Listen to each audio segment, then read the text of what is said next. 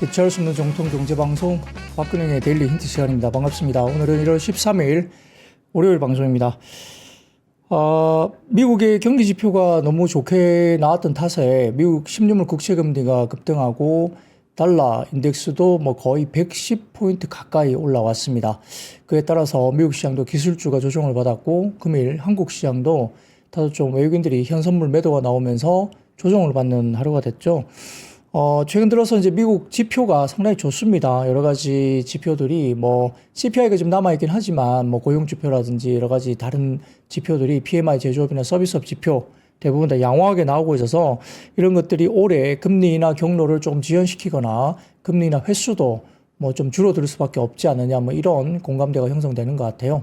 그러다 보니까 시장이 더 좀 올라가는 듯 하다가 쉬어가는 모습, 좀 안타까운 모습인데 결국 이제 실적이 좋고 지표가 좋으면 여기에 따라서 국내 주식시장의 상장사들이 또 새로운 수출 관련된 여러 가지 원달러 환율 효과 때문에 숫자가 또 좋게 나오고 그런다면 조정 이후에 다시 숫자를 확인하고 올라가는 모습을 또 볼 수 있다는 점. 그래서 너무 시장에 대해서 이렇게 불안해하거나 이러면서 또 다시 주가가 또 폭락하는 거 아니냐 이런 생각을 굳이 하실 필요는 없을 것 같습니다. 밖에 눈이 오나요? 지금 제가 이 방송 스튜디오 올 때는 눈이 오지 않았고 약간 빗줄기가 살짝 내리락 말락 이 정도였는데 지금 댓글창에서 저한테 눈 조심하시라고 말씀을 주시는데 지역별로 눈이 내리는 곳도 있고 살짝 비처럼 살짝 그냥 물방울이 좀 떨어지는 것도 있는 것 같습니다. 여러분들 이렇게 걸어 다니실 때 상당히 밤에 또 조심스럽게 좀 다니시면 좋을 것 같고요. 자, 그러면 시장이 좀 오늘 별로 좋지는 못했지만 역시 그 가운데서 테마성 이슈는 굉장히 또 강한 모습을 일부 보이는 섹터도 있었고요. 관련해서 시장 이야기를 또 바로 들어가 보도록 하겠습니다. 자, 시장 코스피는 마이너스 7.6포인트 하락 출발 보였습니다. 장 초반부터 전선과 전력기기 상승 출발한 가운데 미세먼지 관련주 여러 가지 마스크라든지 공기청정기 이런 종목들이 좀 테마성으로 올라왔고요. LPG, 그 다음에 원전, 액침냉각, 도시가스, 강관, 은행, 화장품, 항공기 부품, 미용기기 등 강세 출발 보였습니다. 오늘 대부분 시장을 지배했던 것은 미국의 산불 이야기죠.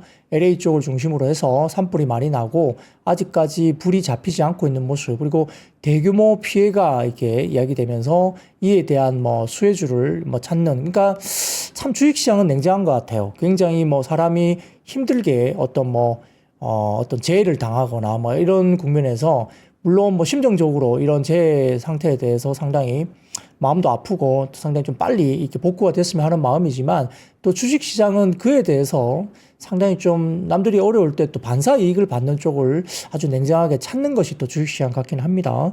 그래서 그렇게 찾다 보니까 오늘 이 산불, 그러니까 미국의 LA 지역에 화재가 난 것에 대한 반사이익 관련된 테마주가 아주 오늘은 시장을 뒤덮었다 이렇게 볼 수 있는 상황인 것 같고요. 전체적으로 봤을 때는 시장이 이런 부분들 때문에 일부 테마성, 그러니까 전선과 전력기기 이런 쪽은 물론 실적까지 겹쳐지면서 이런 것들이 붙어 있긴 한데 그 외에도 공기청정기, 마스크주라든지 그 다음에 이렇게 조림 사업이라든지 그 다음에 여러 가지 이야기들 콘크리트 관련된 지게차 이런 관련된 쪽이 움직인다는 것은 역시 이러한 부분들을 좀 찾아 나선 테마성의 수급이 좀 집중된 것이 아닌가 이런 생각도 듭니다. 자, 여러 가지 부분에서 그럼에도 불구하고 이런 이번에 생긴 미국의 재해 관련해서는 추가적인 인명피해라든지 추가적인 어떤 재산상의 피해가 더 많이 나지 않았으면 하는 이런 생각도 좀 해봅니다. 빨리빨리 복구가 좀 됐으면 좋겠고 불도 빨리 좀 이렇게 좀 진압이 됐으면 좋겠는데 아직까지는 조금 남아있는 것 같아요. 좀 아직 힘든 모습인 것 같습니다. 그래서 그런 것들 중심으로 상당히 좀 어려워지고 있고요. 겨울철에 독감 바이러스 이슈도 있었지만 중국 현지에서는 이번 독감 바이러스 관련해 가지고는 어느 정도 통제할 수 있다. 너무 걱정하지 않아도 된다. 이런 이야기가 또 중국 현지에서 나왔기 때문에 그런 것들에 대한 힘은 조금 빠지는 모습을 보이고 있는 것 같아요. 자, 그래서 미국 주식시장은 예상치를 크게 상회했던 고용지표 영향에 따라 금리나 속도 둔화 우려 때문에 하락 마감을 했습니다. 자, 자료를 좀 띄워주시면 Non-Farm Payrolls 해가지고 쭉 미국 쪽에 고용지표가 나오고 있고요. 비농가 취업자 수가 25만 6천 명 정도 되면서 예상치가 16만 명 정도였기 때문에 약 9만 명 이상 상당히 더 높게 나왔죠. 실업률도 전월 4.2%에서 이번에 4.1%로 하락했고요. 시장 금리도 여기에 따라서 반등을 줬습니다. 그렇기 때문에 지표가 또 너무 좋게 나온 것이 오히려 시장 금리를 속등시키고 그 다음에 달러 인덱스를 또 110에 가까운 달러 인덱스, 달러 강세 이런 쪽을 몰아가면서 시장이 또 조정을 받는 그런 심리적으로 이야기가 된 상황인 것 같아요. 자, 10년물 국채금리가 4.76%까지 올라왔고요. 달러 인덱스는 109.7포인트까지 올라왔고 1월 금리 동결 확률은 패드워치 기준 97.3%로 1월 달에는 금리 인하를 하지 않을 것으로 본 것 같습니다. 여기에다가 바이든 행정부의 대중 AI 반도체 추가 규제 보도가 블룸버그 통신을 통해서 나오면서 악재가 추가됐고요. 빅테크 대부분이 하락을 했다 이렇게 볼 수도 있겠습니다. 코스피는 금리 영향에 위험자산 선호 축소되면서 하락 중인 아시아 주식시장과 동조화되면서 같이 빠졌는데요. 오늘은 외국인 자금이 이탈되는 모습을 보입니다. 높은 시장 금리에 위협받는 주식시장이 보이고 있는데 한국뿐만 아니라 아시아 주식시장 오늘 금일 동반 낙폭이 확대되는 모습을 보였고요. 외국인들은 코스피에서 2거래일 연속 현선물 동반 순매도가 나타났고 금일 매도 규모가 다소 좀 확대되는 모습을 보이기도 했습니다. 5종 기준 현물을 3,280억 그리고 선물을 6,600개 이상 팔면서 제법 외국인들이 오늘은 좀 물건을 쏟아냈다 볼 수 있는 상황이고요. 소폭 안정화됐던 원달러 환율도 달러 강세 영향이 재차 반등하면서 약 1,450원까지 조금 하향 안정화되던 원달러 환율이 1,470원대로 또 복귀가 됐습니다. 대부분의 업종이 하락세를 보였고요. 미국의 대중 반도체 추가 규제 소식에 국내 반도체 SK 하이닉스, 삼성전자 포함해서 반도체 쪽이 조정을 받았습니다. 다만 이제 전체적으로 봤을 때 필리조선소와 조선업 기대감이 남아있는 한화오션이라든지 그다음에 LA 산불과 우크라이나 재건 관련된 이슈가 남아있는 전진건설 로봇 그리고 호술출 기록을 갖고 있는 지누스 같은 일부 종목들이 52주 신고가가 장중에 나오기도 했습니다. 주저하는 관련된 밸류업 기대감도 지속되면서 오늘 금융 섹터도 일부 상승을 하는 모습도 보였고 멜츠 금융지주가 주저하는 기대감에 신고가를 장중에 경신하는 모습도 보였습니다. 자, 고금리와 갈당료 시장에 악재로 작용하고 있고 이번 주 TSMC 포함해서 미국 실적 발표와 함께 CPI 등의 중시 방향성이 결정될 수 있는 변수가 있으니까 이 부분도 꼭 체크를 하고 가셔야 될 것 같고요. 코스닥은 고금리 부담에 2거래일 연속 하락을 보였습니다. 개별 이슈에 따른 종목 장세가 역시 시현됐고 테마성 움직임이 상당히 많이 나타났는데 외국인들은 6거래일 연속 순매도한 반면 개인은 연속 순매수가 들어왔습니다. 동기간 사이에 대형주 대비 중소형주가 아웃퍼폼했고요. 말씀드렸던 LA 산불 피해 규모 확대되는 가운데 이 건설기계 복구 수요 기대라든지 산불의 공기청정기 품절 사태 때문에 공기청정기 관련주 강세를 보였습니다. 테마성이죠. 그 외에도 한미 원자력 수출 협력과 MOU 체결 후에 상승세가 나타났던 일부 원전 관련주라든지 미국 행정부의 러시아 제재안 발표가 되면서 석유 관련된 종목들, 가스, LPG 이런 쪽 관련된 종목들도 주가들이 올라오기도 했습니다. 코스피는 주요 업종별로는 반도체, 조선, 자동차 등 지난주에 상승을 주도했던 대형주 중심의 업종들이 하락하는 모습을 보였고요. 말씀드렸던 단기 급등에 따른 차익 실현 매물과 함께 글로벌 위험자산 회피 심리로 바스켓 매도가 좀 나온 것이 아니냐 생각이 듭니다. 자, 한국 수요일 밤 15일이죠. 한국 시간 발표되는 미국 소비자 물가지수도 반등세를 또 이어갈 것으로 예상이 되고 있기 때문에 쇼크나 서프라이즈 여부에 따라 투자자들의 변수가 생길 수 있습니다. CPI 발표를 앞두고 경계감이 유입되고 있고요. 이번 주 통화정책 불안 심리가 아마 이번 주에 좀 정점을 통과하지 않을까 생각을 합니다. 그래서 아시아 주요국 증시도 일제히 오늘 하락했고요. 코스피 지수도 1%대 하락하면서 2,500선 이하로 후퇴는 했습니다. 이번 주 변동성이 정점을 통과하면서 약 한 2,450 정도 구간에 만약에 지지력 테스트가 전개되고 어느 정도 지지가 된다면 오히려 이제 비중 확대로 기회로 활용할 수 있는 그런 지수대가 아닐까 생각도 들고 있습니다. 업종별로는 종이, 목재, 섬유, 의료, 보험 중이 강세 보였고요. 반면 의료 정밀기기 그리고 전기, 전자, 건설주가 약세였습니다. 미국 반도체주 하락과 함께 16일 TSMC 실적 발표를 앞두고 경계감이 유입되고 있고요. 바이오 업종은 국채금리 상승 영향으로 약세였습니다. JP모건 헬스케어 컨퍼런스를 앞두었음에도 한미약품과 녹십자 등의 약세를 보였고요. 한편 삼성바이오로직스라든지 지난주 호재가 있었던 유한양행 등은 상대적으로 그래도 견조한 모습을 보였습니다. 중국의 12월 수입이 전년 대비 1% 성장하면서 시장 예상치를 상회했습니다. 그러다 보니까 일부 음식료, 뭐 빙그레, 풀무원 등과 같은 일부 음식료 업종이라든지 코스맥스, 아모레퍼시픽 등 뭐 한국 콜마도 그렇고요. 화장품 업종은 중국 내수 회복 기대감이 또 유입되면서 주가가 비교적 견조했습니다. 미국의 LA 대형 산불로 뭐 재건 복구 수혜감 기대감에 테마성 종목들이 상당히 주가들이 많이 올라왔고 전력 관련주, 전선 관련주가 상대적으로 좋았고요. 재건 관련 업종들도 같이 움직임이 있었습니다. 코스닥은 국채금리 상승으로 기대 수익률이 상승했고 위험자산 약세로 2차전지와 바이오주들이 성장수가 약세를 보였습니다. 업종별로는 출판, 매체 복제, 금속이 강세였던 반면 일반 서비스와 금융주는 약세를 보였습니다. 자, 그래서 시장이 전체적으로 뭐 테마성 움직임이 많이 이제 배팅을 했기 때문에 정상적인 종목들은 어느 정도 좀 조정을 받았던 것 같고 최근에 뭐 반도체나 기술주들이 꽤 국내 시장에서도 꽤 많이 올라왔어요. 지금 뭐 많이 빠진 상태에서 저점에서 생각하면 올라온 폭이 꽤 큽니다. 예를 들어서 뭐 글쎄요, 뭐 테크잉이라든지 최근에 PSK 홀딩스라든지 이런 종목들 보면 꽤 상승폭이 굉장히 컸던 상황이었기 때문에 뭐 이런 어떤 기본적인 국채 금리 상승이라든지 이런 부분들 때문에 전체적으로 조정을 좀 받는 그런 모습도 일부 나오기도 했지만 뭐 오른 만큼 또 단기적으로 차익 실현이 나올 수 있다는 점도 뭐 충분히 이해할 수 있는 자리였다고 볼 수도 있겠습니다. 자, 그러면 그렇게 보면 될 것 같고요. 자, 오늘 첫 번째 매크로 지표 하나만 보여드릴게요. 자, 표를 좀 띄워주시면 페드워치 기준 뭐 금리입니다.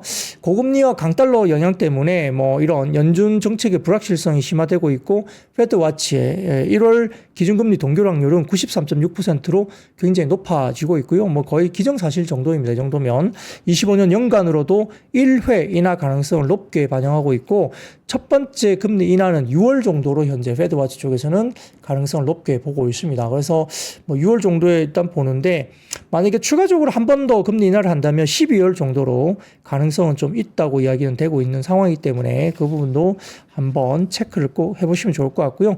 뭐 지표, 매크로 지표 발표에 따라 기준금리 인하 속도에 대한 불확실성이 심화되고 있고 투자 심리를 조금 위축시키고 있는 모습도 보이고 있어서 역시 매크로 지표가 어떻게 나올 것이냐를 한번 더 체크를 해보셔야 될 것 같고 전체적으로 뭐 LA 쪽에 불이 또 나면서 지표가 안 좋아질 수도 있거든요. 뭐 그쪽에 보험사들 굉장히 좀 힘들다. 이번 사태 때문에 보험사들이 굉장히 어려워질 수 있고 그다음에 정부 주도로 상당히 이런 복구 관련된 자금들이 대규모로 집행될 수 있다는 이야기가 나오고 있어서 그러면 미국 정부에서도 돈을 풀 수 있는 가능성이 굉장히 높습니다. 그렇기 때문에 이러한 여러 가지 재반 사안들이 앞으로 또 영향을 미칠 수 있다는 점 이런 것들 중심으로 시장에서 또 뭐 경기 지표라는 이런 것들이 또 영향을 같이 받을 수 있다는 거죠. 그런 것들 매크로 지표가 LA 산불 관련된 이슈가 크게 또 변수가 또 하나 될 수 있지 않을까. 정책적으로도 마찬가지고요. 돈을 푸는 것도 마찬가지고 영향을 충분히 줄 수 있는 그냥 작은 일은 아닌 것 같아요. 그래서 일부 미국의 뭐 보험사들 관련해서 좀 타격을 받을 수 있다는 이야기가 나오고 있기 때문에 그런 것들도 상당히 지금 미국 시장에 변수를 줄 수 있다라고 볼 수도 있겠습니다. 네, 미국 정부에서 전액 지원한다고 이야기가 나옵니다. 복구라든지 이런 것들 관련해서. 그래서 돈을 지급을 해야 되는 부분과 또 보험사가 일부 이 영향 때문에 또 파산 신청이 또 혹시 또 나온다고 한다면 상당히 또 영향을 미칠 수 있는 뭐 변수가 될 수도 있겠죠. 그래서 당장 지금 LA 산불에 대한 피해 규모나 이런 것들이 어느 정도 확정이 돼야만이 이런 규모를 또 알 수 있는데 현재까지도 굉장히 큰 지금 웰스파워 같은 경우는 한 88조 원 정도 지금 피해 규모를 보고 있다 정도로 상당히 지금 크게 피해를 입었다라고 보는 쪽도 있는 것 같습니다. 그래서 나중에 이 피해 규모 산정과 관련해서 어떻게 정책적으로 자금이 집행되고 또 보험사들의 영향이 있고 금융사들 이런 영향을 가지고 또 미국 시장에 주식시장에 영향을 미칠 수 있을지 그 부분도 변수가 될 수 있지 않을까 그 부분도 생각해 보고요. 또 미국 시장이 엄청 추워요. 한파 때문에 굉장히 어렵다고 합니다. 그래서 뭐 전선 전력망 이쪽이 굉장히 좀 문제가 심각해질 수 있기 때문에 국내 전력 설비나 전선주 관련 쪽은 조금 더 분위기로서는 국내 쪽에 업종별로서는 좀 좋아지는 오히려 이런 부분들에 대해서 좀 그런 영향도 분명히 배경이 있을 수 있다. 이것도 생각해 볼 수 있겠습니다. 네, 뭐 지난 주까지 제가 약간의 감기는 아니고 목이 좀 안 좋아서 대부분 다 걱정을 많이 해주셨는데 지금 뭐 목소리는 괜찮죠. 네, 또 아까 댓글창에서 좀 어떠냐 물어보시는 분도 꽤 많으셔서 네, 들어보시면 목소리가 괜찮다고 느껴지시면 많이 나아진 거죠. 거의 많이 나아졌고요. 지금 이제 약은 이제 더 안 먹습니다. 그래서 좀 이제 좀 쉬고 이렇게 거의 회복 국면에 온 거 아니냐 이런 생각이 듭니다. 아마 많이 피곤해가지고 목이 잠겼던 것 같아요. 예. 그 연말에 멀리 갔다 오기도 하고 해가지고, 네. 뭐, 놀러 간 것은 아니었고, 둘째 학교 때문에 잠깐 갔다 온 거라, 네. 그래서 뭐 많이 나아졌습니다. 네. 많이들 걱정해주셔서 감사합니다. 자, 그러면 지표 관련해서 일단 이야기를 했고요. 업종으로 바로 한번 넘어가겠습니다. 첫 번째는 역시 반도체입니다. 오늘 별로 반도체가 좋지 못했고 SK 하이닉스의 낙폭이 좀 더 컸습니다. 삼성전자도 약 2% 가까운 하락세를 보이긴 했는데요. 자, 뉴욕 시장에서 페드의 금리 인하 기대감 약화 속에 필라델피아 반도체 지수도 하락을 했습니다. 특히 이제 종목으로 본다면 엔비디아도 3%, AMD도 4.76, 퀄컴도 마이너스 1.3%, 브로드컴도 2.18% 하락을 했는데요. 앞서 보여드린 것처럼 페드의 금리 인하 속도가 둔화될 것이라는 전망이 커지면서 부정적으로 작용할 수밖에 없었죠. 미국 노동부가 발표한 12월 고용 동향 보고서에 따르면 비농업 부분 고용이 전월 대비 25만 6천 명 증가했고 예상치가 16만 명이니까 거의 10만 명 가까이 이렇게 웃도는 수치가 나온 겁니다. 그래서 뱅크 오브 아메리카 같은 경우는 페드의 금리 인하 사이클이 아예 끝났다고 본다라는 의견을 제시했다고 하고요. 골드만삭스도 올해 금리 인하 횟수 전망치를 종전 3회에서 2회로 축소시켰다고 합니다. 아울러서 AI 반도체에 대한 중국의 접근을 차단하기 위해서 바이든 행정부가 수출 통제를 강화하려는 방향 침인 것으로 또 전해지고 있다는 점도 더 좀 부담으로 작용했다 이게 볼 수 있는 상황이고요. 특히 AMD 같은 경우는 골드만삭스가 치열해지는 경쟁 환경을 고려해서 투자 등급을 매수해서 중립으로 하향 조정했고요. 목표 주가도 낮췄습니다. 골드만삭스는 AMD의 12개월 목표 주가를 175달러에서 129달러로 낮추고 투자 의견을 매수해서 중립으로 하향 조정했다. 이렇게 이야기가 들리면서 오늘 반도체 업종들이 상당히 좀 부담감을 느꼈다 볼 수 있습니다. 한편 이제 관세청에 따르면 1월 1일부터 10일까지 수출액이 160억 달러로 1년 전 같은 기간보다 3.8% 증가를 했고요. 나쁘진 않습니다. 품목별로 보면은 반도체가 23.8% 증가했고 승용차가 4.7%, 선박이 15.7% 증가했습니다. 반도체 수출 비중은 전체의 19.9%로 3.2%포인트 증가하면서 반도체의 비중이 점점 더 중요한 비중으로 높아지고 있다 볼 수 있어요. 그래서 반도체가 꺾이게 되면 국내 수출 지표가 상당히 좀 안 좋아질 수 있는 그만큼 비중이 높은 섹터로 반도체가 지금은 갖고 있다 이렇게 보시면 될 것 같습니다. 자, 그래서 뭐 이런 것들 관심으로 인해서 이야기가 되고 있는데 자, 오늘 DS투자증권에서는 반도체 지금 사도 되나요? 라는 리포트를 냈는데요. 역시 DS투자증권에서는 비중 확대의 전략이 유효하다는 이야기를 하고 있습니다. 자, 올해 하반기 서버 출하량의 증가와 함께 올해 3분기부터는 DRAM 가격의 본격적인 반등을 예상하면서 낸드는 최근에 감산 기조가 들어갔기 때문에 낸드에 대한 가격 상승은 조금 더 빠르게 일어날 것으로 보는 것 같고요. 메모리 업체들의 실적 바닥 시점을 이번 1분기로 전망하기 때문에 주가는 오히려 1분기부터 주가에 대한 조정이 나왔을 때는 비중 확대 기회로 삼아야 된다 이야기를 한 것 같습니다. 미국의 AI 하드웨어 종목 주가 하락 리스크가 상존을 하지만 추가 조정은 저가 매수 기회로 활용해야 된다고 보면서 TSMC의 4분기 호실적으로 AI는 재차 하방을 높여주고 있고 레거시의 회복과 에이직 반도체 시장의 확장성이 추가적인 업사이드를 결정할 것이다 보고 있고요. 중국은 3월 양해에서 보다 적극적인 경기 부양책을 제시할 것으로 보이고 있고 이는 레거시 회복에 대한 기대감을 높이는 요인입니다. 제가 지난주 방송 때 그 해외 쪽 일부 레거시 메모리 반도체 장비주가 엄청나게 급락 이후에 바닥에서 급반등을 이틀 정도 줬다고 제가 말씀드린 적이 있습니다. 지난주에. 그때 뭐 하루에 뭐 10에서 20% 막 급등하는 그런 모습을 레거시 장비업체, 레거시 메모리 쪽에 장비업체가 주가가 올라왔다고 제가 말씀드린 적이 있는데 역시 중국 쪽에 적극적인 경기 부양책이 제시되면서 레거시 제품에 대한 회복도 기대감을 높일 수 있다는 이야기를 똑같이 하는 것 같아요. 25년 HBM 캐파 증설은 또 확실한 AI 수요를 뒷받침하는 증거가 아니냐 이렇게 보입니다. 마이크로소프트는 이번 회계연도 캐펙스를 전년 대비 60% 증가한 800억 달러로 상향 조정했고요. 이는 다른 CSP들의 캐펙스 증가로 이어질 가능성이 높다라고 평가를 했습니다. 그래서 그 다음 자료를 좀 띄워주시면 주요 CSP 업체들의 캐펙스 추이 전망인데 이 막대 그래프 왼쪽 보시면은 캐펙스가 상당히 많이 올라가는 모습 역시 보이고 있고요. 올해 같은 경우도 한 20% 이상의 캐펙스 증가 여전히 나올 거로 보고 오른쪽 보시면 주요 업체들의 캐펙스 전망의 컨센서스 추이인데 자, 24년, 25년 컨센이 나오고 있습니다. 여기에 검은색 실선은 26년 예상이고요. 그 다음에 약간 이게 푸른색인가요? 이 보시면 25년 전망인데 대부분 보시면 25년 전망치가 쭉쭉쭉쭉 올라가고 있고 26년은 25년보다도 훨씬 더 캐펙스 추이의 저는 컨센서스가 좀 더 많이 올라가고 있습니다. 그렇기 때문에 전체 CSP 업체들의 캐펙스 전망의 컨센 추이는 여전히 아직은 견조하게 나타나고 있다 이게 보이는 것 같고 더군다나 최근에 엔비디아의 블랙웰 관련해서 이번에 약 한 55만 대 정도의 컨센을 갖고 있었는데 지금 해외 쪽의 IB 쪽에서는 올해 70만 개에서 80만 개까지 컨센이 올라가고 있다고 제가 지난번 한번 말씀드린 적이 있죠. 그래서 블랙웰에 대한 수요도 상당히 견조하게 지금 컨센이 더 올라가고 있다는 말씀들이 미국 시장에서 나오고 있기 때문에 이 반도체나 AI 쪽 관련된 쪽은 역시 AI GPU라든지 그 다음에 하이브리드 본딩이라든지 뭐 3D 패키징, 그다음에 뭐 HBM, 뭐 ASIC 반도체 이쪽은 여전히 관심을 가져야 된다 말씀을 드렸고요.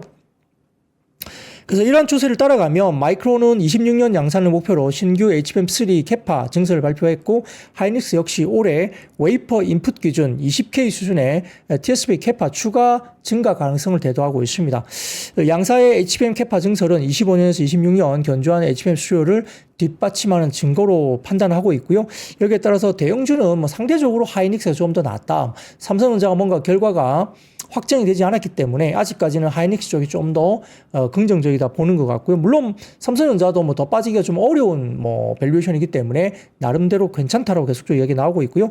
중소형주 같은 데 가운데서는 4분기 호실 쪽으로서 HPSP, 파코 시스템즈, PSK 홀딩스, 한미반도체 이 부분도 4분기 실적과 함께 1분기도 관심을 가져야 되는 토픽으로 이야기를 했습니다. 또한 HBM을 포함한 어드밴스드 패키징 투자와 선단 공정 전환 지속으로 4분기 호실적이 기대된다 보았고요. 여기에 따라서 전통 수요와 AI 수요의 양극화가 지속되면서 역시 선별적인 이런 부분들을 좀 봐야 된다 이야기되고 있는 것 같고요. 자, 그 다음 표 하나 보여드리겠습니다.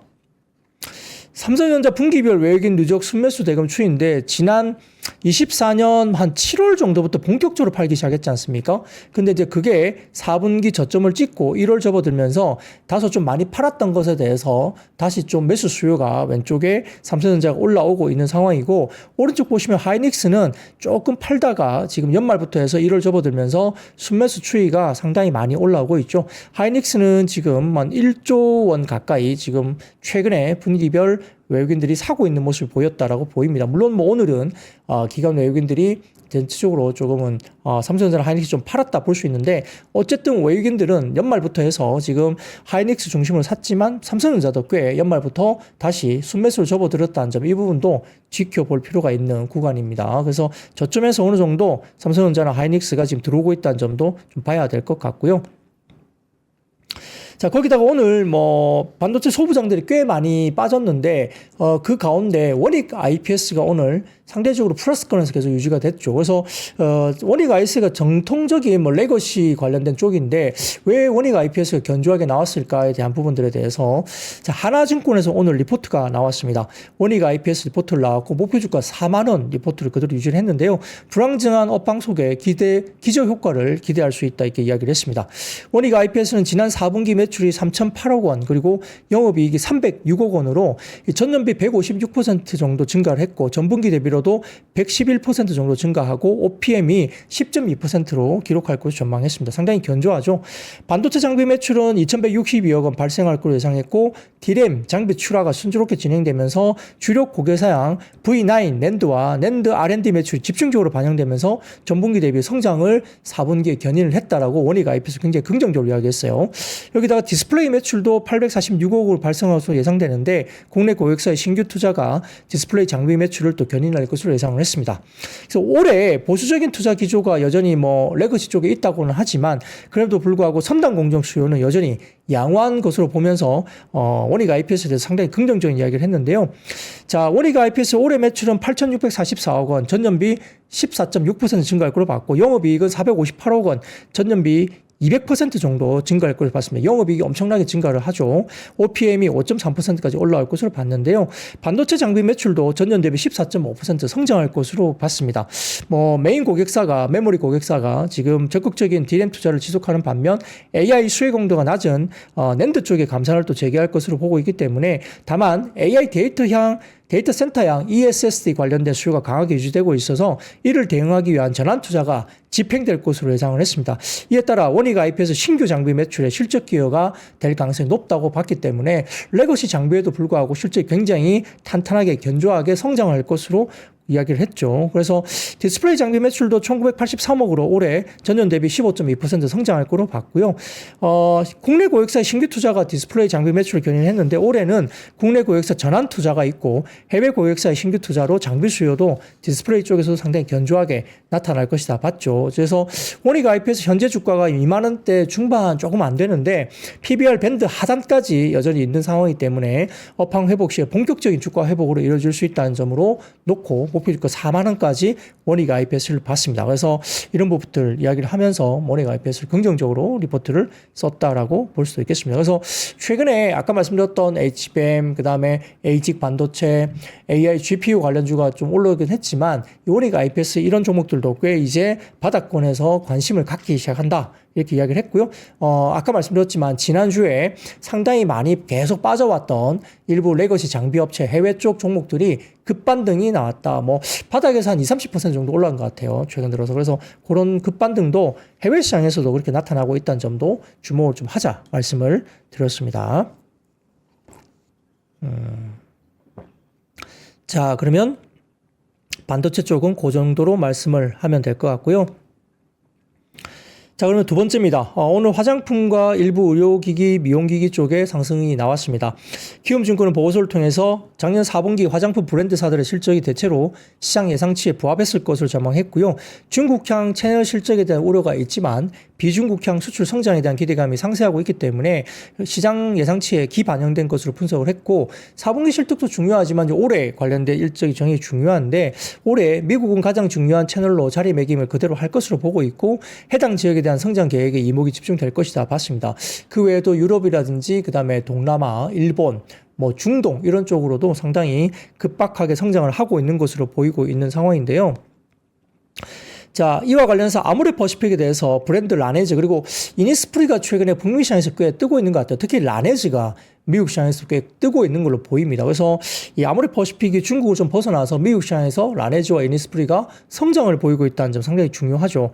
서구권 채널 확장이 빠르게 나타나고 있다고 합니다. 더군다나 올해 상반기 내로 해소될 전망으로 큰 우려는 없다고 보이는 것 같고 또한 한국 콜마 같은 경우도 국내 실적이 대체로 양호하고 국내 고객사 수주가 견조한 덕에 성장 흐름이 안정적이고요. 최근에 미국 법인도 신규 고객사가 또 한국 콜마 쪽에 유입되면서 수익성이 개선될 가능성이 높다고 언급되고 있습니다. 더군다나 이번 1분기는 작년에 좋았던 우리 선크림 있잖아요. 선크림, 선블락 이런 관련 제품도 1분기부터 이제 재고 확충에 들어가는 시점이기 때문에 이러한 뭐 한국 콜마 같은 경우도 역시 여기에 대한 수혜를 받을 수 있을 것으로 시장은 보고 있는 것 같고요. 목표 주가도 8만 원대 이야기가 계속 나오고 있죠. 주가는 지금 5만 원대 중반 정도이기 때문에 아직도 괴리율이 상당히 높은 것으로 보이기도 합니다. 자, 아울러서 다울투자증권은 보고서를 통해서 작년 말 실적 감소나 성장률 둔화에 대한 의구심으로 의료기기 업종 주가 하락이 나타나긴 했지만 올해도 경제한 성장세를 중심으로 높은 주가 상승을 시현할 것으로 봤습니다. 특히 이제 뭐 지금 갈더마라든지 클래시스 그다음에 에볼루스가 가이던스를 제공하면서 해당 가이던스가 섹터 성장의 기준점으로 작용할 것을 언급했는데 근데 최근에 울타뷰티가 조금 이제 가이던스에 대해서 조금 이야기가 나오고 있죠. 그 부분은 제가 좀 이따 말씀드릴 것 같고요. 자, 자, 그래서 다울투자증권에서는 우호적인 환율이나 실적 성장에 대한 기여 이런 것들을 언급을 하면서 파마 리서치 해외 매출 비중이 37% 상당히 긍정적이다.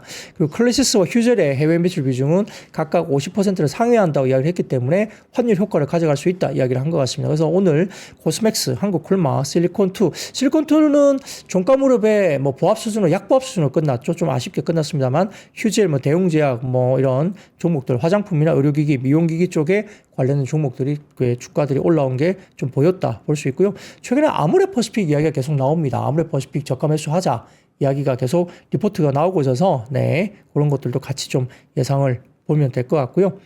자, 거기다가 그 다음 표 보여드리면 중국의 12월 수출입 관련해서 오늘 장중에 모두 서프라이즈가 나왔습니다. 수입 3개월 만에 플러스가 된 것을 전환을 주목한다는데요. 자, 수출입 모두 서프라이즈가 나온 것 중에 수입 부분이 3개월 만에 지금 플러스 전환했죠. 그러다 보니까 화장품이라든지 중국 쪽 들어가는 일부 소비재 이런 것들에 대해서 오늘 긍정적인 영향을 받았다. 그래서 화장품 섹터라든지 아까 말씀드렸던 일부 음식료 이런 것들이 중국의 수입이 3개월 만에 플러스 전환했다. 서프라이즈를 나타냈다. 이것이 좀 영향을 미치면서 음식료 업종, 그 다음에 일부 화장품 섹터가 견조한 모습을 나타내지 않았나 이런 분석도 나오고 있습니다. 자, 거기다가 하나증권에서 오늘 이야기가 나왔는데 1월 1일부터 10일까지 수출은 지금 화장품 관련해서는 중국은 마이너스 35% 조금 주춤을 했습니다. 1일부터 10일까지입니다.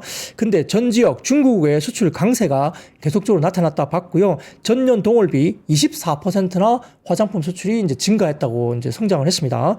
특히 일본이 78% 성장으로 굉장히 강했고요. 못지않게 유럽 5개국이 58% 성장하면서 중국을 제외하고 일본, 유럽이 엄청난 성장을 보여줬고요. 기타 유럽과 동남아, 중동 등도 약 54% 급성장을 하고 있다는 거죠. 그래서 주력 지역인 미국과 일본, 동남아가 견조한 가운데 유럽, 기타 지역도 호조세가 나타나고 있고 기업들의 수출 지역이 다변화되면서 전반적인 수출 체력이 탄탄해지는 모습을 보이고 있다. 그래서 올해는 유럽과 기타 지역의 성장세 강화가 핵심적인 될 것으로 보고 있고 화장품의 피크아웃 논란은 뭐 너무 걱정할 필요가 없다. 올해도 성장세가 유효하다. 중국은 좀 주춤할 수 있지만 워낙 뭐 많이 빠진 상태에서 살짝 반등이 나오다가 지금 조금 주춤한 건데요. 뭐 그래도 3월 이후에 중국 양회에서 대규모 경기 부양책이 또 나온다면 또 중국 쪽의 화장품 수출도 회복 국면을 좀 접어 들어갈 수 있다 이렇게 볼 수도 있겠습니다. 자, 그러면 그 다음에 한토증권의 자료인데요. 표를 하나 띄워드리겠습니다. 올타뷰티의 기존점 신장 추이인데요. 계속적으로 성장세가 22년 1분기부터 쭉쭉쭉 빠지다가 24년 한 2분기 정도부터 역성장으로 접어들어섰죠. 기존점입니다. 근데 이게 작년 3분기 이후부터 올타뷰티가 지금 플러스 성장으로 다시 접어들고 회복세에 들어가고 있습니다. 그래서 한투증권에서 이 자료를 올리면서 올해 들어서 화장품 섹터의 투자 심리가 개선되고 있는데 화장품의 투자 심리 훼손이 된 것은 작년 8월 정도부터였고 이 논리는 미국 화장품 산업 내의 경쟁 심화로 봤고요. 돌이켜보면 엘프뷰티의 매출액 대비 프로모션이나 마케팅비 비중도 상당히 지금은 시그널이 확인됐음에도 놓쳤던 부분이 좀 아쉬웠다 이야기를 하면서 미국의 그 화장품 산업 내 경쟁, 산업의 성장 등에 대해서 알 수 있는 가장 쉬운 방법은 미국 화장품 혹은 유통기업의 실적 전망을 생각하는데 작년 12월에 실적을 발표했던 울타뷰티, 뭐 미국의 뷰티 리테일러죠. 뭐 올리브영하고 비슷하다 볼 수 있습니다. 그래서 울타뷰티 실적을 보면 미국 화장품 산업은 최고는 아니어도 최악의 구간은 지난 것으로 보인다라고 본 것 같아요. 회사의 기존점 신장도 일단은 플러스로 개선되고 있고 역성장에서 플러스로 다시 한번 튀어오르고 있고요. 울타뷰티가 회사가 지출하는 프로모션율이 작년보다는 좀 높긴 하지만 지난 분기보다는 낮아지면서 상당히 좀 뭐라 그럴까 화장품 섹터에 대해서 다시 리바운딩에 대한 센티가 형성되고 있다 이야기를 한 것 같습니다. 그래서 섹터에서는 아모레퍼시픽 그리고 실리콘2를 한투증권에서 역시 주목을 해야 된다라고 언급을 하고 있습니다. 최근에 생각보다 아모레퍼시픽 관련된 긍정적인 시그널에 대한 리포트를 꽤 많이 내고 있는 것 같아요. 그래서 회복으로 좀 보는 것 같고 라네즈의 약진이나 이니스프리 약진 이런 것들이 미국 시장에서 나타나고 있다는 점 그리고 해외 시장 관련해서 뭐 중국 쪽이 좀 줄어들었지만 북미 시장에 여전히 견조하고 코스알엑스 같은 경우도 아직까지는 뭐 끝난 것이 아니다. 여전히 성장하고 있고 숫자가 견조하게 나온다는 점 이런 것들을 보면서 아모레퍼시픽을 좀 더 긍정적으로 많이 이야기를 하고 있는 것 같아요. 자, 그런 것들 관심 가지고 한번 체크를 해보시면 좋을 것 같습니다. 올리브영 가보면 역시 뭐 상당히 바글바글합니다. 특히 명동점에 가보시면 엄청납니다. 네, 그런 것들 보시면 좋을 것 같고, 국내도 뭐 어딜 가든 올리브영은 여전히 견조한 어떤 성장세를 보이고 있다 볼 수 있습니다. 자, 그러면 세 번째입니다. LA 산불 복구 수요 기대감 소개. 오늘은 사실은 이 테마군이 오늘 시장을 좀 점령했다 볼 수 있는데요. 그러다 보니까 공기청정기, 전력설비, 전선, 재난, 뭐 마스크, 뭐 이런 종목들이 많이 주가들이 올라왔죠. 그래서 그 다음 사진 하나 보여드리겠습니다. 뉴시스 사진 좀 따와 봤는데요. 보시면 미국 캘리포니아주 산불 현황인데 아직까지도 좀 여러 가지 부분에서 소실된 면적이 일부 팰리세이즈 지역은 23,713 에이커가 됩니다. 뭐 소실된 면적이 엄청나게 높게 나타나고 있고요. 뭐 팰리세이즈, 이턴, 허스트 이쪽은 진화율이 아직까지는 좀 낮게 나타나고 있죠. 그래서 아직까지도 큰 불이 나타나고 있는 것 같습니다. 당국의 총력 대응에도 불구하고 불길이 완전히 잡히지 않고 있고요. 주거 지역까지 번지면서 인명피해도 커지고 있고, 미국의 대형 금융사 웰스파고가 이번 재난으로 경제적 타격이 약 600억 달러, 약 88조 4,880억 정도가 된다라고 이야기를 하고 있는 것 같습니다. 이것보다 훨씬 더 넘을 수 있겠죠. 왜냐하면 아직까지는 완벽하게 진화가 안 됐기 때문에. 또 다른 금융사 JP모건은 이번 화재 관련된 보험 손실액만 200억 달러, 약 29조 4,960억 정도를 넘어설 것으로 예상을 하고 있는 것 같습니다. 자, 그러다 보니까 상당히 지금 이게 경기에 어떻게 영향을 미칠 것인가 중요한 변수가 될 수 있다 보는데요. 이번 화재로 전력망이 크게 훼손되면서 전력망 복구 수요가 늘어날 전망이 있기 때문에 기본적인 빅사이클에 있는 전력기기와 전선 이쪽이 이러한 이벤트까지 몰리면서 역시 이러한 어떤 전력망 복구 수요에 대한 기대감이 올라갈 수 있는 구간이죠. 그래서 전력 뭐 설비라든지 전선 쪽은 좀 긍정적으로 일단은 기본 베이스가 굉장히 탄탄하면서 추가적인 어떤 이벤트로 좀 긍정적으로 봐도 되지 않을까 생각이 들고 있고요. LA 산불 여파 때문에 미국 현지 공기질이 굉장히 나빠졌다. 그래서 주요 마트에서 공기청정기가 다 매진이라고 합니다. 품절이라고 해요. 그래서 공기청정기 수요에 대한 급증도 높아지고 있다는 소식이 들리면서 국내 공기청정기 관련주도 좀 움직였다. 뭐 K웨더, 위니스, 오텍 이런 종목도 움직였고요.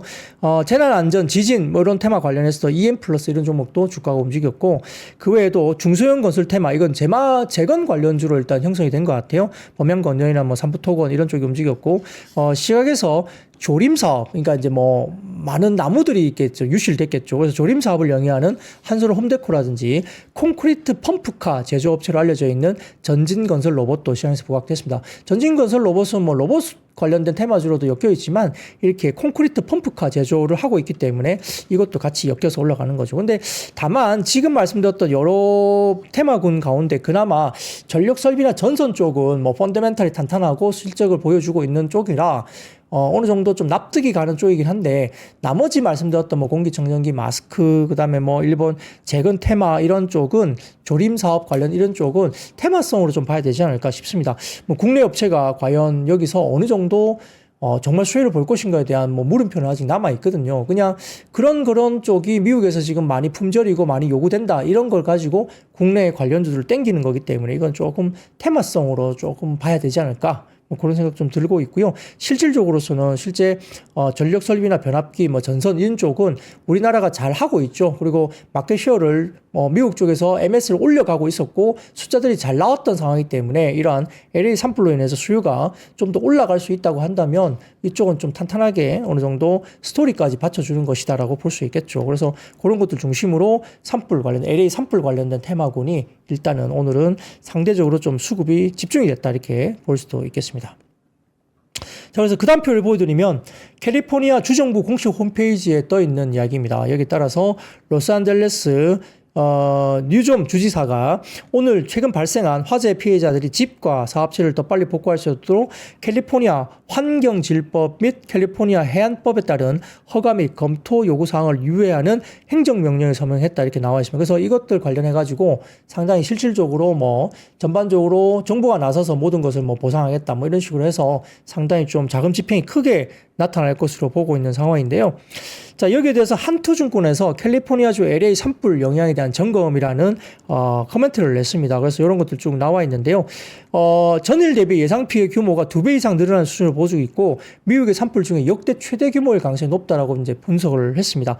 현재까지 10,000채가 넘는 주택과 학교 건물들이 소실됐고 LA 카운티의 약 5.6%의 상업시설과 가구에 전기가 원활하게 공급되지 않는 문제가 발생하고 있습니다. 자, 바이든 대통령은 복구 비용의 100%를 연방정부가 지원할 계획을 발표했고요. 지원금은 잔해 제거, 숙소 제공, 응급 구조 대원, 급여 지원 등에 활용될 것으로 봅니다. 그래서 캘리포니아 산불이 미국 증시에 미칠 영향인데 이것은 뭐 국내 증시에 영향도 좀 있겠지만 미국 증시에 대한 부분들을 봤을 때 이렇게 이야기를 하고 있죠. 첫 번째, 보험사 같은 경우에는 2018년 대규모 산불 발생 이후에 스테이트팜, 올스테이트 등의 캘리포니아 대표 손해보험사들 계약을 해지했으나 부정적인 영향은 역시 불가피하다 보는 것 같고요. 두 번째, 주택입니다. 캘리포니아, 플로리다 등의 인구 비중 높은 지역에서 기후재해가 발생해서 보험사들의 신규 계약이 회피가 되고 있고 주택 구입을 위한 대출 차질이 불가피하다고 봤습니다. 세 번째, 호텔과 숙박시설인데 일부 투숙객 증가에도 일부 시설 운영 중단 영향이 동반 반영될 것으로 보고 있는 상황이고, 네 번째, 경제 쪽입니다. 보험과 주택, 건설, 은행 등의 산업에서 규정 변화 그리고 지원 방법 등의 논의가 될 가능성이 높고 점포 기업들의 일시적 영업 중단도 영향이 불가피하다 봤습니다. 궁극적으로 미국의 매크로 지표와 기업 실적에 부정적인 영향으로 반영될 가능성도 있다고 본 것 같고요. 다섯 번째, 재건입니다. 바이든 대통령의 연방 정부의 100% 지원 계획이 발표됐고 트럼프 당선인도 산불 대응 등을 위한 인프라 구축 필요성을 시사했다. 그래서 유럽 재건에만 주목됐지만 여름 이후에는 미국 내에서도 재건 수요에 관심이 높아진 바가 있을 수 있다라고 봤습니다. 자, 그래서 바이든 대통령의 퇴임과 트럼프 당선인 취임을 앞두고 기후재해 대응과 재건 관련 발언 이런 부분들 불가피해 줄 수밖에 없기 때문에 기업들의 일시적인 주가에 대한 움직임이 있을 수 있다 봤는데요. 증시에 따라서 역시나 뭐 금융, 주택, 유틸리티 업체 등의 여러 가지 부분에서 부정적인 그리고 긍정적인 요인들이 동시에 반영될 수 있죠. 그래서 아직까지 산불 진압률이 사실상 좀 진전이 완전히 나타나고 있지 않은 상태이기 때문에 소화전물이 고갈되면서 최종 피해 확인까지는 시간이 좀 더 걸릴 가능성이 높다고 보고 있고요. 오프라인 매장 보유업체들의 일부 영업 중단 영향도 이번 실적 발표 기간에 언급될 가능성이 있기 때문에 여러 가지 오프라인 매장을 갖고 있는 유통업체라든지 이런 관련된 쪽이 상당히 좀 가이던스가 굉장히 안 좋게 나올 가능성이 있다는 거죠. 그래서 미국 기후재해와 재건 관련주로서는 홈디포라든지 불칸, 자일럼, 그다음에 캐터필라, 버티브, 캐드리 홀딩스 이런 종목들이 재해나 재건 관련주로서 좀 관심을 가져볼 만하다고 이야기를 하고 있는 것 같습니다. 그런 것들도 미국 시장 보시는 분들이 많기 때문에 한번 연계해서 보시면 좋을 것 같고 이에 대한 영향이 국내 증시에도 일부 테마성 움직임으로써 영향을 받을 수 있다는 점도 같이 한번 고민을 해보시면 좋을 것 같아요. 자, 네 번째입니다. 국제유가 급등 영향 속에 일부 관련주가 상승세를 보였습니다. 지난 주말 WTI 같은 경우는 러시아 석유 제재 등의 전일보다 2.65달러 상승한 76.57달러로 거래가 마감했습니다. 미국 정부는 러시아 주요 석유업체를 비롯해서 개인 단체 200곳 이상과 러시아산 석유를 몰래 수송하는 유조선 180척 등에 대한 대규모 제재를 발표를 했죠. 러시아 본사에 있는 가즈프롬 네프트라든지 스르구트 네프트 테스가스 2곳 그리고 가즈프롬 네프트 그리고 이런 자회사 20곳을 제재 대상으로 추가를 했고요. 이와 함께 가즈프롬 네스트, 스르구트 네프트 테스가스 이들 기업들의 자회사 20곳이 50% 이상을 지분을 가진 법인에 대해서도 제재 대상에 포함을 했습니다. 재무부와 국무부 등은 성명을 내고 광범위하고 강력한 조치가 에너지 자원으로 러시아가 수입을 올리는 것을 제한하고 우크라이나에 대한 불법 전쟁에 대한 필요한 자금을 조달하는 푸틴의 능력을 약화시킬 것이다 이렇게 이야기를 했습니다. 그래서 일부 지금 이런 제재 때문에 WTI가 가격이 올라가고 있다는 모습을 보이고 있어서 메스오일이나 흥구석유, 준황에너비스, GSE 등의 일부 정유나 LPG, 도시가스 관련된 테마가 올라가고 있는데 자, 그 다음 표를 보여드리면 자, 이것도 이제 도시가스 관련된 이야기 선물이거든요. 그래서 1월달 지금 굉장히 춥습니다. 한파가 미국 쪽에서 지금 한파가 오고 있고 국내도 지금 지난주에 한파가 왔었죠. 영하 10도 이상의 체감 온도가 나오면서 한파가 나왔고 추운 1월로 인해서 기록적인 LNG 수요가 나타나고 있습니다. 블룸버그 통신에 따르면 미국의 35개 이상의 주가 앞으로 2주 동안 극심한 추위에 시달릴 수 있다 이야기를 했고요. 계절적 평균 기온보다 훨씬 낮은 온도가 예상되고 있고 미국의 중서부 지역 천연가스 수요가 급증할 것으로 봤습니다. 골드만삭스 같은 경우는 LNG 수출로 인해서 미국 가스 수요가 사상 최고치 기록할 것으로 봤고 공급 수요 밸런스도 균형 유지가 되고 있으며 유럽 내에 가스 저장 수요 증가가 천연가스 랠리가 좀 더 이루어질 수 있다. 그래서 천연가스에 대한 가격이 조금 더 올라갈 것으로 보는 것 같아요. 그러니까 또 인플레 지표를 또 자극하지 않을까 생각은 드는데 아무튼 지금 이런 뭐 WTI라든지 가스 관련된 가격들이 뭐 지금 12월 1월 줄어들면서 조금 이벤트까지 이렇게 생겼기 때문에 약간 더 올라가는 모습이 역시 보인다는 쪽으로 보시면 좋을 것 같아요. 자, 그런 것들도 중심을 보시면 좋을 것 같습니다. 자, 그러면 5번째입니다. 한미 원자력 협력 기대감 속에 관련주가 상승했습니다. 이것은 지난주에 한국과 미국 양국 정부가 세계 원전 시장 공동 진출을 위한 원자력 수출에 협력하기로 결정했다. MOU 이야기가 나왔기 때문에 이것은 지난주에 한번 나왔고요. 24조 원 규모의 체코, 두쿠바니 지역 신규 원전 2기 건설 사업과 관련된 리스크가 해소됐다는 평가를 받으면서 원전 관련주가 일단 움직였다 볼 수도 있겠습니다. 그래서 오늘도 지난주에 더불어서 원전 관련주가 역시 연속성을 가지고 조금 올라왔다. 이렇게 설명을 드리면 될 것 같고요. 6번째입니다. 트럼프와 푸틴 회담 기대감에 일부 관련주가 상승을 했습니다. 언론에 따르면 트럼프 차기 대통령과 푸틴 러시아 대통령이 우크라이나 전쟁을 논의할 정상회담을 준비 중으로 알려져 있습니다. 지금 차기 미국 정부 국가안보보좌관 내정자가 ABC 방송에 출연해서 상대방 측과 어떤 유형의 관계나 대화가 없으면 협상을 할 수 없고 우리는 앞으로 몇 달 안에 이를 확실하게 확립할 것이다 이야기를 했죠. 그래서 일단은 뭐 적어도 수요일 내지 수주 안에 트럼프 당선인과 푸틴 대통령 간 전화통화가 있을 것으로 예상한다고 언급을 했습니다. 여기에 따라서 우크라이나 재건 관련된 테마도 주가가 움직였다 볼 수 있는 상황이고요. 7번째입니다. 새로운 주주하는 규모 발표 기대감 등의 은행주가 상승했는데요. 메리츠증권이 리포트를 냈습니다. 자, 그 다음 표를 보여드릴게요. 표를 보여주시면 4분기 은행 합산 순이익은 컨센서스에 부합할 것으로 전망을 했습니다. 다만 은행별로는 JB금융지주가 전반적으로 14.6%, BNK가 6%, KB금융이 5.3% 정도 컨센을 상회하는 실적을 낼 것이다. 그래서 뭐 JB금융, 그 다음에 아까 말씀드렸던 BNK금융, 그 다음에 KB금융 이 세 종목이 컨센 대비 상회하는 실적이 나올 거로 봤고요. DGB가 지금 컨센 대비 상대적으로 좀 좋지 않을 것으로 이야기를 했고 그 외에도 뭐 우리금융이나 기업은행, 신한지주, 하나금융 등은 컨센 대비 조금 하회할 것으로 이야기를 하고 있는 것 같습니다.